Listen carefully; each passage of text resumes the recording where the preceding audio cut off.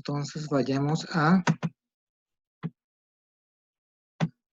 lo que vamos a dar hoy, que es el tema 8 de la unidad 2, que se trata de la muerte súbita. ¿Están todos ahí? ¿Escuchan bien? Sí, Sí, profesor. profesor. Bueno, vamos a continuar entonces. Hoy vamos a hablar de lo que es la muerte súbita. La muerte súbita en sus conceptos, las causas, la muerte del feto y del recién nacido, las pruebas de vida extrauterina y del recién nacido, donde encontramos las dosimacias, y la muerte sospechosa. Tenemos que conceptualizar entonces lo que es la muerte súbita. Y la muerte súbita es aquella que sorprende al individuo en aparente estado de salud, una persona que no demuestra cambios de enfermedad aparentemente, estaba bien y acaece una muerte. Entonces, esa es la muerte súbita, la que se produce en una persona aparentemente sana, en donde ni siquiera los familiares saben que él estaba enfermo y se muere de repente. Y no hay que confundirla tampoco con la muerte inesperada y la muerte rápida que vamos a explicar ahora. En la muerte inesperada, al contrario de la muerte súbita, es aquella que se presenta en la persona que tiene una enfermedad, que ya sabe que tiene, pero el pronóstico de esa enfermedad no hacía pensar de que él iba a fallecer en momentos, en instantes, horas, podemos hablar también de horas. Es decir, su muerte no se produce prácticamente en base a esa enfermedad porque no hacía presumir que él iba a morir, no estaba en malas condiciones.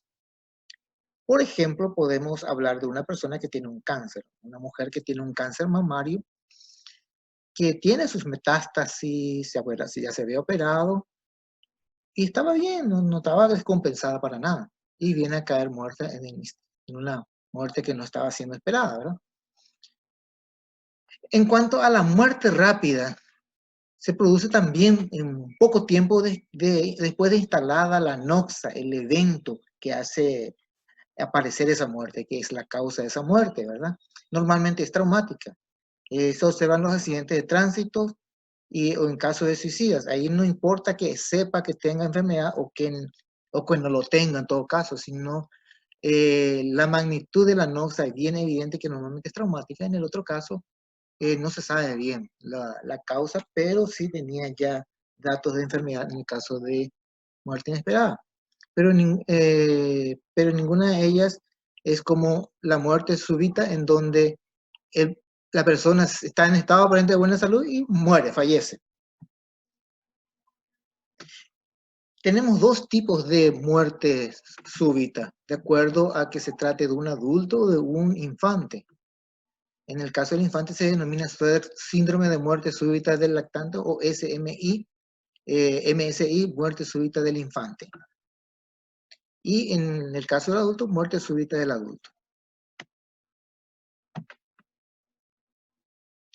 En los casos de muerte súbita infantil, MSI por las siglas, la evolución rápida y la falta de un diagnóstico obvio de la causa de la muerte pueden hacer plantear un problema de origen médico legal. ¿Por qué? Porque detrás de una supuesta muerte natural puede haber una causa criminal de la muerte. Por ello es importante entonces determinar esto en los casos de muerte súbita infantil. Y eso es muy difícil para el patólogo y para el pediatra investigar también, porque si es que murió naturalmente, entonces estamos obviando la otra principal causa de la muerte súbita infantil, que es el maltrato. Tanto es así la cuestión del médico pediatra, la presión que recibe él cuando se le solicita que expida un certificado médico de fallecimiento, que el médico a veces se siente más o menos como retraído para comenzar una investigación, más aún si es que ni siquiera le traen al lactante, le avisan que su médico pediatra estaba lo atendiéndole hace una semana, tenía una gripecita y ahora le dicen, sabes que falleció mi hijo, ¿verdad? Entonces él ni sospecha de que pueda haber un problema de fondo diferente al de una enfermedad, ¿verdad? Entonces emite un certificado sin ni siquiera observar a veces al cadáver pequeño. Entonces cae totalmente de inexperto el médico en esos casos. Es por ello que las muertes súbitas de adolescentes, niños, lactantes, están incluidos desde el punto de vista médico legal dentro del concepto de muertes sospechosas de criminalidad, por la posibilidad de que ella esté también formando parte de la causa de la muerte o porque no sea la causa propia de la muerte y no la muerte natural. Ustedes recuerdan que cuando hablamos en episodios anteriores, que tenemos la muerte natural, la muerte violenta que implicaba o un asesinato, homicidio, o una muerte accidental, o un suicidio. Son las tres principales maneras de muerte desde el punto de vista médico legal o desde el punto de vista jurídico, ¿verdad? Entonces, y tenemos un cuarto, la muerte indeterminada. Recuerden que la muerte indeterminada es aquella en donde no se sospecha ni de que sea de causa natural, ni se sospecha de que sea de causa criminal. O sea, no existen datos que nos arrimen hacia uno o hacia otro, hacia otra cuestión de causa de muerte. Entonces, por ello se denomina indeterminado. Sin embargo, en las muertes naturales, en las muertes sospechosas de criminalidad, que es en los casos de las muertes donde no se puede verificar ni de un lado ni del otro lado, pero que sí existen algunos elementos que nos hacen pensar tanto que puede ser muerte súbita como que puede ser una muerte violenta. Entonces estamos ante casos de muertes sospechosas de criminalidad y dentro de esas muertes sospechosas de criminalidad están las muertes súbitas del infante. Por ello, ante esa sospecha, es importante realizar una autopsia médico-legal. Ahí se va a determinar el diagnóstico y el mecanismo de la muerte y obviamente la manera de la muerte. Entonces, la muerte sospechosa de criminalidad, por propia definición, es aquella en que se sospecha, la sospecha de estar originada por una causa no natural y al mismo tiempo la imposibilidad de certificar con rigor esa causa no natural debe ser objeto de todos los casos de investigación. Cuando no se sabe bien, no tiene algo con certeza, entonces debe ser investigado. En el caso de la muerte súbita en el adulto tenemos también la misma ambigüedad, ¿verdad? En el adulto se habla de muerte súbita cuando ocurre dentro de la primera hora aproximadamente de aparición de algún síntoma o signo de que haga pensar que esa persona está muriendo. Y al mismo tiempo estaba en un estado de buena salud. O que si eran portadores de una patología con idoneidad para llevar la muerte, era ignorada por ellos mismos y sus familiares.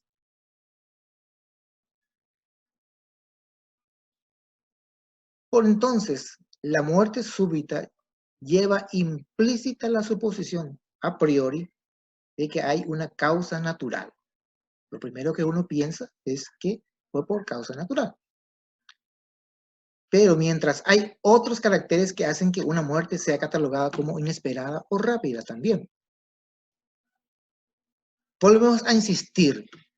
La muerte inesperada entonces se produce cuando un individuo es portador de una patología, una enfermedad, cuyo diagnóstico no hacía prever la muerte en corto plazo. Es decir, no por porque portaba una patología severa, por cierto, ¿verdad? Y que puede causar la muerte en todo caso, pero a largo plazo no hacía esperar que esa muerte iba a caer en algunos instantes, por el estado normal de la persona, entre comillas. Y el concepto de muerte rápida, ya lo habíamos dicho, realmente es de origen traumático y el tiempo de sobrevida, luego de producir ese trauma, ese elemento de producción de esa causa de muerte, ¿verdad? Ese elemento idóneo, traumático, por cierto, en general. Entonces, es extremadamente corto. no nos da ni siquiera posibilidad de realizar alguna maniobra para tratar de salvar a esa persona. Ocurre rápidamente. Tal es el caso de las personas que se suicidan arrojándose a las vías de un tren, por ejemplo. Ahora, puede ser que no se haya suicidado también, pero eso ya no cambia el diagnóstico de muerte rápida, pero una muerte rápida con tintes de accidente, de violencia y de criminalidad, ¿verdad?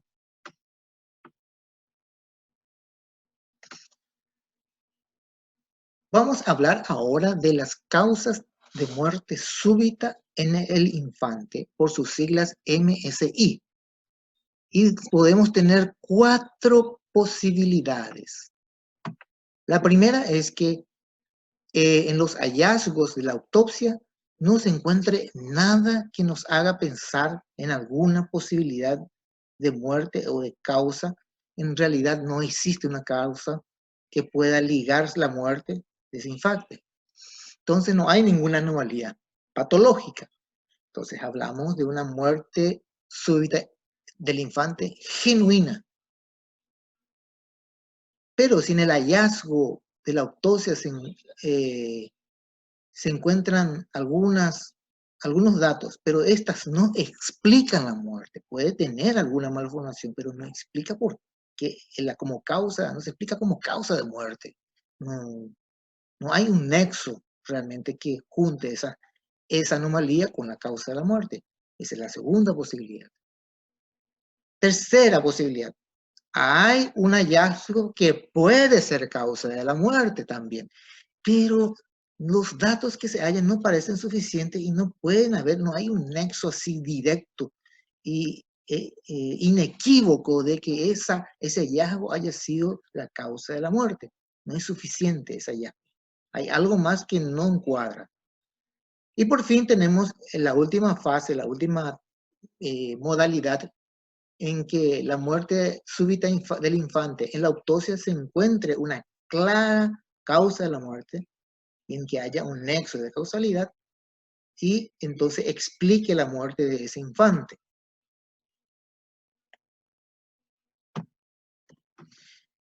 Ya en el adulto, cuando ocurre una muerte súbita, se pueden barajar causas naturales, vamos a llamarle, causas de origen médico, patológico, que puedan explicar la muerte súbita. Entonces, los hallazgos de la autopsia nos pueden dar que hay causas cardiovasculares, enfermedades del corazón, de las coronarias, corazón grande, miocarditis, una ruptura de un neurisma de aorta también. También se pueden encontrar en los pulmones la causa, el tromboembolismo, una de las causas más frecuentes en este caso. Las nerviosas, estamos hablando de la hemorragia subaracnoidea, por ruptura de un aneurisma o una malformación vascular en el sistema nervioso central, en el cerebro, vamos a hablar. Por hemorragias intraparaquimpatosas dentro del cerebro, sangre. Una pequeña hemorragia dentro del cerebro es todo un desastre. Y también tenemos tumores del encéfalo o meningitis también. Sin embargo, la meningitis demora un poquito más, ¿verdad? No son tan súbitas, a menos de que sea explosiva. También en el abdomen podemos encontrar causas de la muerte súbita en el adulto, como la ruptura de un aneurisma de aorta abdominal, la perforación de una úlcera gastroduodenal, que puede ser un hallazgo en la autopsia también. Y también podemos hablar de tóxicas, siendo cada vez más frecuente este tipo de causas. Entonces tenemos que hacer un screening toxicológico, un análisis toxicológico para determinar qué tipo de sustancias pueden estar en el torrente sanguíneo de esa persona que pudieron ocasionar su muerte. Generalmente lo más frecuente es la cocaína. En el caso del feto y del recién nacido, vamos a hablar de la muerte entonces en el feto y del recién nacido. Para ello tenemos que saber algunos conceptos, como qué es recién nacido, nacimiento vivo, muerte, función fetal. Y ahí vamos a significar primero que es un recién nacido. Ahí se le llama recién nacido a todo producto que ha sobrevivido luego de haber salido del vientre materno. después del parto, ¿verdad? Sin importar el tiempo de evolución de ese embarazo, ¿verdad? O de que haya fallecido o no después de haber nacido. Es decir, nació vivo y si después falleció, continúa siendo un recién nacido vivo para nuestros estudios. Tampoco no nos importa la vida intrauterina, si era pretérmino, posttérmino o de término. Y esto es importante desde el punto de vista legal y estadístico.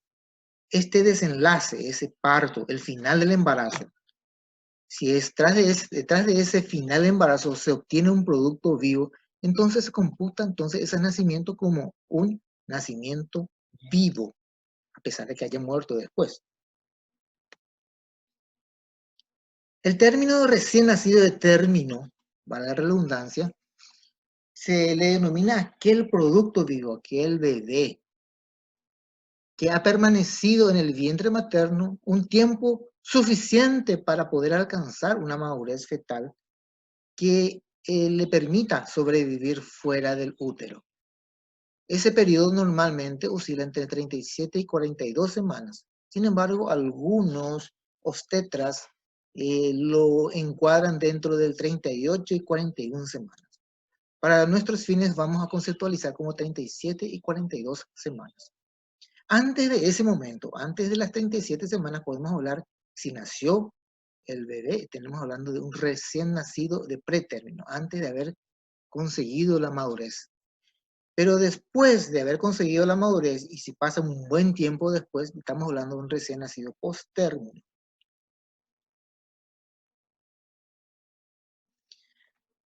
Una vez que ha fallecido un feto dentro del útero, estamos hablando de una muerte, en este caso una defunción fetal, no de un recién nacido, de una defunción fetal, puesto que no ha nacido todavía.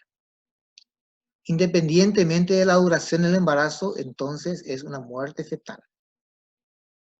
Sin embargo, podemos dividirla en dos fases. La muerte fetal temprana, que ocurre entre las 20 y 28 semanas de gestación dentro del útero. Pasadas las 28 semanas, estamos hablando de muerte fetal tardía, que es un concepto diferente de recién nacido de término. Puede que haya muerto antes de nacer, por lo tanto no es un recién nacido. Acá estamos hablando de feto muerto, no de recién nacido muerto. Estamos hablando de muerte fetal. Entonces, el punto intermedio es 28 semanas. Y ustedes se preguntarán, ¿y qué pasa antes de las 20 semanas? ¿Cómo se le denominaría? ¿Muerte fetal? No. Desde el punto de vista médico, antes de las 20 semanas, o 24 según algunas legislaciones o algunos conceptos, antes de las 24, la pérdida de la vitalidad del feto, la pérdida de ese feto se denomina aborto espontáneo, o si fue de origen criminal, aborto criminal.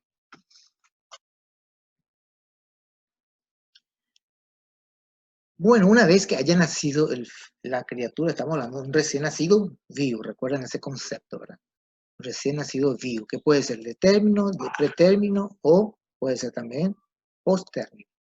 Si ese recién nacido, independientemente si sea posttérmino, pretérmino o de término, si ese recién nacido fallece después de haber nacido vivo, estamos hablando de una muerte del neonatal.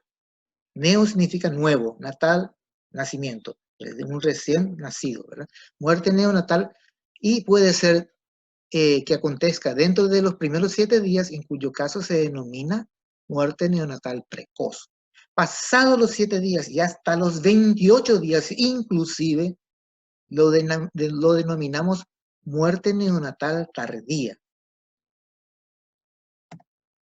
Aquí tenemos un cuadro en donde la mortalidad de los niños en esa etapa de perinatal se pueden dividir en esas fases. Primero, antes de nacer, una muerte fetal. Después de nacer, hablamos de una muerte infantil. Dentro del periodo fetal, estamos hablando del periodo temprano, ¿se acuerdan las 28 semanas? Entonces, hasta las 28 semanas es temprano, después de las 28 semanas es tardío. Y cuando se habla de mortalidad infantil o muerte neonatal, tenemos las etapas precoz, que es hasta los 7 días, y la tardía hasta los 28 días. Pasado ese periodo de 28 días, ya estamos hablando de muerte infantil post-neonatal. Finalmente, tenemos acá dos conceptos de la mortalidad, nuevamente, que reúne dos parámetros o dos periodos de tiempo dentro de estas mortalidades fetal e infantil. Hablamos de la perinatal 1, es la que más se acerca al momento del nacimiento. Vale decir que incluye las muertes fetales tardías y las muertes neonatales precoces. Más allá, cuando abarca la muerte neonatal tardía completa y la muerte infantil tardía, neonatal tardía y la muerte tardía completa, fetal tardía, estamos hablando del periodo perinatal 2. De estos periodos, el perinatal 1 es el más importante, porque nos trae mayor datos de interés. Tal es así que en medicina forense, en el aspecto tanatológico, interesan estas muertes, las del periodo perinatal 1. O sea, aquellas correspondientes a la mortalidad fetal tardía y a la neonatal precoz, debiendo determinarse las causas de muerte, la comprobación de la vida extrauterina, su duración y los signos del recién nacido de término. Estas cuatro cosas en la evaluación de ese cadáver uno tiene que determinar. Por eso es importante ese periodo perinatal 1. Pregunta de examen es este tópico. Entonces, ¿qué es lo que debe determinarse en el periodo perinatal? Las causas de la muerte, la comprobación de la vida extrauterina, su duración y los signos del recién nacido de término. El periodo perinatal 1. Por su implicancia médico-legal, entonces interesa establecer las causas de la muerte acaecida en el periodo perinatal 1, ya que estas muertes son objeto de juicios de responsabilidad médica o materia de proceso penal en caso de que se hayan producido en circunstancias dudosas o por causas violentas. Obviamente, eso interesa a la justicia. En cuanto a la muerte fetal tardía, que incluye la etapa prenatal del periodo perinatal 1, ¿verdad? Pueden ser de origen natural o violento. Entre las causas naturales que nos hacen descartar el estudio, o por lo menos nos hacen descartar la posibilidad de violencia, tenemos la hipoxia intrauterina, la patología de la placenta y del cordón, tienen problemas la placenta y el cordón, las malformaciones y anomalías cromosómicas. Estas son propias del problema, el conjunto feto-placenta. Ya cuando las anomalías se encuentran en la propia madre, ¿verdad? Tenemos estas patologías maternas que pueden considerarse también como causalidad de muerte, y son la hipertensión, la diabetes, la inmunización, son aquellas personas que tienen un factor RH negativo y ya han recibido alguna transfusión y ya tienen anticuerpos anti-RH negativo, ¿verdad? Entonces, pueden generar enfermedades del tipo de incompatibilidad sanguínea por RH. También tenemos algunas infecciones como rubeola, citomegalovirus y toxoplasmosis. Ya las causas de violencias, de muerte fetal violentas, las tenemos, las traumáticas y las tóxicas. Entonces la autopsia va a discriminar qué tipo de elemento fue el que causó la muerte de ese feto. Va a esclarecer entonces la causa y el mecanismo de la muerte. Ya teniendo un chico recién nacido que vivió unos instantes por lo menos, por eso es una muerte fetal, perdón, muerte del recién nacido, no es una muerte fetal. Entonces, puede también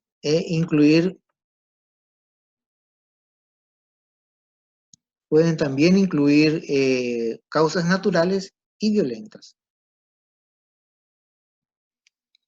Entre las causas naturales de estos chicos que murieron después de nacer tenemos la inmadurez o las complicaciones del recién nacido, propias de aquellos que son, por ejemplo, en pretérmino por su inmadurez.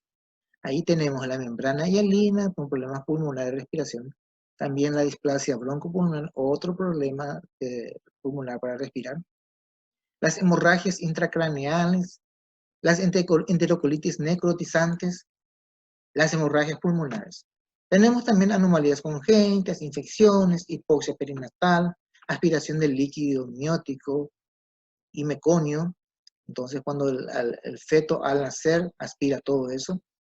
La discrasia, problemas de la coagulación sanguínea, cuando se habla de discrasia se habla de eso. Los trastornos metabólicos, son todas causas naturales de muerte de recién nacido. Ahora, ¿cuáles son las causas violentas que uno tiene que pensar cuando uno hace el examen de un recién nacido? En el primer punto tenemos las contusiones cráneo-meningoencefálicas, los traumas en la región cefálica. Y puede tener fracturas, hematomas completas, ¿verdad? Lo difícil es cuando esas fracturas no son muy certificables clínicamente. A veces es tan certificable que de repente al asir el cráneo ya lo ve como si fuese una cosa totalmente resquebrajada, con sus fracturas múltiples. Eso puede ser por un golpe directo de una persona, una cosa dura, o que se le haya tirado en el suelo directamente, o se le haya caído la madre. Tenemos las fracturas múltiples también, son señales de violencias, de caídas, ¿verdad? Con las hemorragias viscerovasculares. La asfixia es un tópico muy peculiar, donde tenemos la sofocación, la estrangulación manual o con lazo, la compresión tóraco-abdominal, el sepultamiento, la sumersión, ese ahogamiento, todos aquellos que provocan asfixia. Las lesiones por arma blanca son evidentes, la acción del calor también son evidentes, los tóxicos no son tan evidentes, pero uno tiene que investigar también. Y la que es causada por omisión de cuidados, es decir, abandono de la persona, que puede darse, por ejemplo, por una asfixia por compresión toracoabdominal. La paciente tomó un medicamento para dormirse, porque no podía dormir ya tantas noches que la criatura no le permitía dormir, y se durmió encima de la criatura, y le produjo una compresión y que produjo también una sofocación y la imposibilidad de respirar la criatura. Entonces estamos por omisión de cuidados. Y otros tipos de abandono, por ejemplo, le sangra el cordón umbilical, no se percató la madre y continúa sangrando durante toda la noche y puede morir por desangrado. Bueno, entonces estos son los momentos importantes de la medicina legal en casos de muerte del periodo perinatal 1. Cuando tenemos un feto o un producto fallecido, que no sabemos si falleció antes de nacer o falleció después de nacer, o sea, ya nació muerto o nació vivo y después falleció, entonces tenemos que determinar eso. Por ello tenemos las pruebas de vida extrauterina del recién nacido. Es parte integrante de la autopsia médico-legal. Y es lo importante y lo crucial en este tipo de pruebas es determinar si el recién nacido ha nacido vivo o ha nacido muerto. Esto es muy importante también desde el punto de vista del derecho civil, porque los chicos que nacen sin vida pierden aquel derecho de heredar. Si por lo menos ha respirado un instante, sí ya son pasibles de recibir derechos hereditarios. Entonces, para determinar esto, se hacen ciertas pruebas que se basan en las modificaciones que ocurren en el feto una vez que ha sido separado del cuerpo, cuando se ha cortado el cordón umbilical, ¿verdad? Todas estas pruebas, que no es única, son varias, de varios tipos, reciben el nombre de dosimasias, sin importar qué tipo de prueba. Es decir, la dosimasia, que viene del griego dosimos, que significa comprobar, examinar. Y las más importantes son aquellas que comprueban la actividad respiratoria extrauterina del feto. Ahí tenemos la dosimasia radiográfica o radiografía de Bordas, la dosimasia pulmonar de Galeno, la dosimasia histológica de Gouchot y otras. Vamos a hablar principalmente de las dosimasias, hidrostática de Galeno. En esta dosimasia tenemos 4 tiempos, que quiere decir 4 formas de practicar progresivamente esta prueba. Tenemos en el primer tiempo, que es el tiempo más clásico, vamos a llamarle, en que se debe abrir el tórax del feto y retirar todos los órganos del pulmón, bronquio, tráquea, timo, laringe, todos en bloque. Y este conjunto de órganos se somete a un procedimiento que se llama inmersión en el agua. Se pone en el agua y si sobre nada, si flota, este niño ha respirado. En caso contrario, si se hunde, este niño no ha respirado. Allí tenemos un pulmón en donde uno de ellos, en el lado izquierdo de la pantalla, vemos que está flotando en un recipiente y en el otro está en el fondo del recipiente. Entonces, vamos a ver, en el caso de un suino, de un recién nacido, de un puerco, de un cerdo, tenemos también esta prueba bien fehaciente aquí. Bueno, aquí, este es un ejemplo de dosimasia de Galeno realizado en pulmones de cerdos. Ahí ven, tienen 2 pulmoncitos de bebés de cerdos, uno bien rosado y otro más o menos morado, oscuro, opaco. Entonces, estos son pulmones que van a ser arrojados a un recipiente con agua. Ahí va uno de ellos, aquel cerdito que había nacido con vida, que después murió, obviamente respiró. Y este es el pulmón del cerdo que ya murió dentro del vientre materno. Ven que el primero está flotando porque tiene aire, inclusive burbujea. Se ven las burbujitas y el otro en el fondo totalmente sumergido.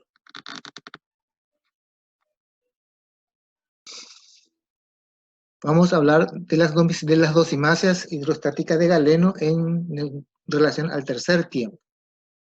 Y este consiste en seccionar una parte del pulmón, no solamente un pulmón entero de un lado, ¿verdad? Sino una parte otra vez de un lado, y comprimirlo bajo el agua.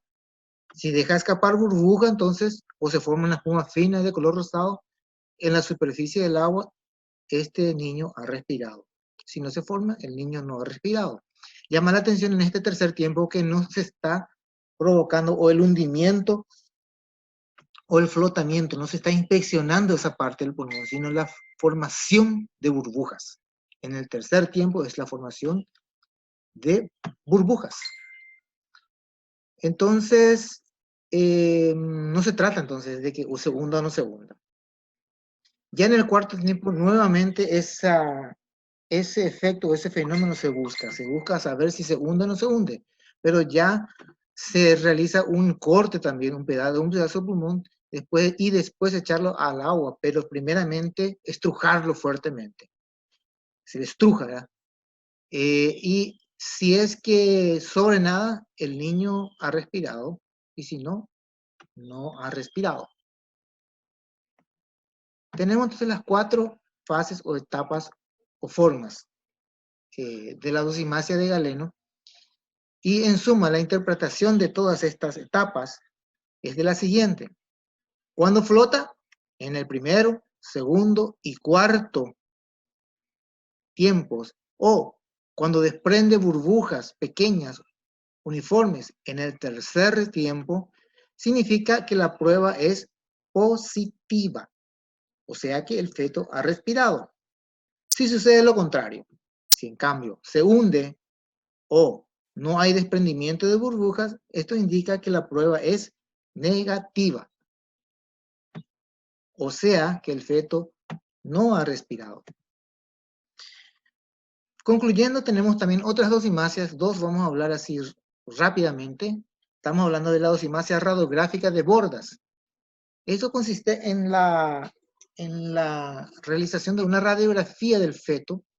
Normalmente cuando los pulmones han respirado se llenan de aire y estos no salen. No es que porque dejó de respirar el aire sale completamente, sino se quedan atrapados en los alveolos. Solamente que ya no se genera más el proceso de respiración. Y entonces los alveolos quedan llenos de aire y en la radiografía se ve como algo negro, negruzco. Todo lo que es aire en la radiografía se ve medio negruzco. Y si recuerdan la radiografía, ¿cómo se ven las costillas? Se ven blanquecinas, ¿verdad? El diseño de las costillas son blanquecinas porque las costillas tienen calcio. Y el aire es negruzco, el otro extremo. Sin embargo, cuando el pulmón no ha respirado, no existe aire, hay una masa pulmonar compacta y se observa una opacidad igual a los órganos macizos o una cosa opaca. Entonces, si es de un color negruzco, ha respirado, y si es de un color opaco, blanquecino, no ha respirado. Y la dosimasia histológica de Bouchut se explica porque ese aire se puede ver si se hace un corte histológico de una parte del pulmón, los alveolos se ensanchan, se abren, como si fuese que sea un panal de abejas, se abren todos. Y en el examen microscópico se ve eso. De eso se trata la dosimasia histológica de Bouchut. Bueno, eso es todo por hoy. Espero algunas preguntas. Si ustedes no tienen algún punto claro, les vuelvo a explicar. Tienen el micrófono abierto para eso.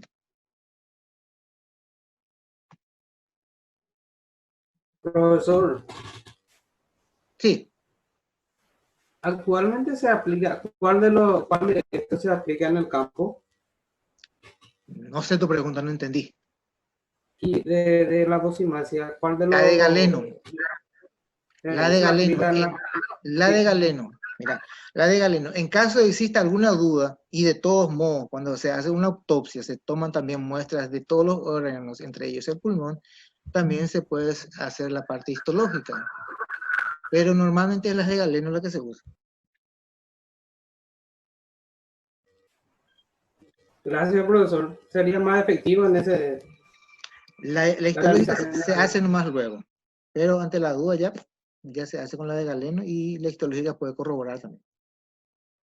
¿Alguna otra pregunta?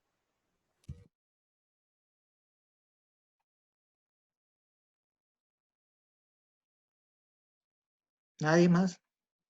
Tienen todos cerrados los micrófonos. No hablen todos al mismo tiempo, por favor.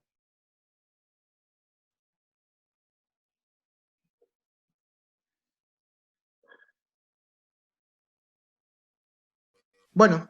Otro aspecto que usted había explicado, profesor, pasando 28 semanas, sí, se puede considerar como el tema de la muerte fetal. Sí, tardía. Tardía, ¿sería aborto espontáneo o criminal? No, estamos hablando en el tipo de muerte fetal. Esa muerte fetal puede ser natural o puede ser violenta. Independientemente que sea natural o violenta, hay que establecer el tiempo de vida intrauterina. Y cuando la muerte aconteció dentro de las primeras 28 semanas, entre 20 y 28 semanas, estamos hablando de una muerte fetal temprana. Y la muerte fetal tardía es después de las 28 semanas. ¿Por qué esa división más o menos así ya práctica? Porque la muerte fetal tardía pueden haber implicancias violentas y es más fácil de detectar, ¿verdad? Y la muerte fetal temprana, no. Normalmente cuando se realizan abortos provocados, se realizan en etapas muy tempranas, ¿verdad? Antes de las 20 semanas. Bueno, pero si se realizan abortos entre las 20 y 28 semanas, generalmente se destruye el feto. Se quita por fracciones porque ya es muy grande. Y obviamente va a ser claro que esos cuerpos, cuerpecito todo desmembrado fue origen de un aborto, ¿verdad? Entonces no es una muerte con dudas, ¿verdad? Dudosa de criminalidad. Ya es criminal desde su punto de vista. Eh, ya cuando pasó las 28 semanas, generalmente no quieren abortar, pero si abortan se someten a más riesgo todavía. Y todavía existe la posibilidad de que se haga un aborto por partes, inclusive una cesárea provocada con fines de aborto, ¿verdad? También en ese caso se va a encontrar uno con con un feto bien formadito. Pero los datos clínicos nos van a encaminar hacia probablemente a un aborto provocado si los datos clínicos preoperatorios no corroboran una muerte fetal intrauterina. Es decir, si no se tiene entre los papeles de estudios prequirúrgicos una ecografía en donde se denuncia o se diagnostica un feto muerto, un FM, como se le dice vulgarmente, entonces no va a tener, no hay una justificación para realizar una cesárea y retirar el feto, ¿verdad? Antes de las 28 semanas. Porque obviamente ese feto no va a sobrevivir, o difícilmente lo haga. Entonces, ese feto, a pesar de que salió bien íntegro, es fruto de un aborto provocado. Y si ese feto fue arrojado a la basura, ¿verdad? Si fue arrojado a la basura, es importante establecer entonces. Primero, identificar si se puede identificar de quién. Generalmente no se identifica. Eso es por investigaciones. Pero se debe saber cuánto tiempo evolucionó en el feto, si hay maceración. Si hay maceración, ¿qué quiere decir maceración? Que ya está todo descompuesto. Es decir, que el feto ya había muerto antes de ser retirado del útero, ¿verdad? Antes de hacer esa cirugía. Entonces, esa muerte fetal no fue provocada por el aborto. Quizás fue una muerte fetal y se tiró y, bueno, se le hizo la cesárea. Y en ese caso, si se identifica a la persona, bueno, se le puede recriminar el hecho de que se haya realizado una cesárea para retirar un feto muerto. Es posible eso.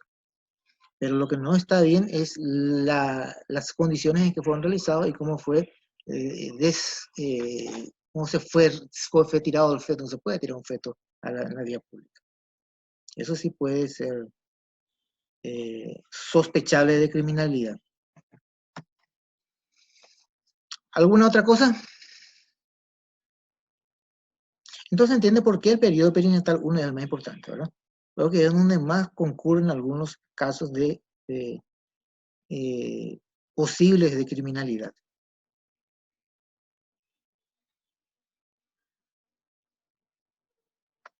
Después de nacido también hay un fenómeno en la madre, en donde hay una especie de depresión materna.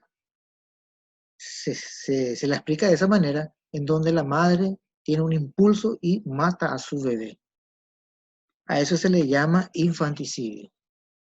Entonces puede encontrarse un feto que un recién nacido vivo muerto, un recién nacido vivo asesinado o fallecido. Y ahí es donde se realiza la autopsia para determinar si ese fue motivo de un infanticidio.